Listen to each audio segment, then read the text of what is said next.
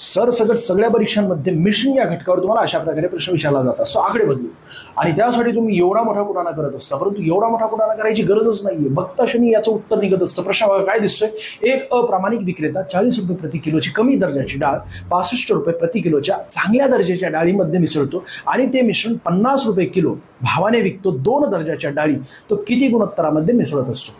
म्हणजेच 40 रुपये प्रति किलोची कमी दर्जाची डाळ 65 रुपये प्रति किलोच्या चांगल्या दर्जाच्या डाळीमध्ये मिक्स केल्यानंतर तिला 50 रुपये प्रति किलोने विकलेलं आहे. तर गुणोत्तर आपल्याला काढायचं की किती गुणोत्तरामध्ये दोघांना मिक्स केलं गेलेलं आहे. सुरुवातीला 40 रुपये प्रति किलोची डाळ या ठिकाणी 65 रुपये प्रति किलो या दोघांना मिक्स केल्यानंतर तो विकतोय 50 रुपये प्रति किलो.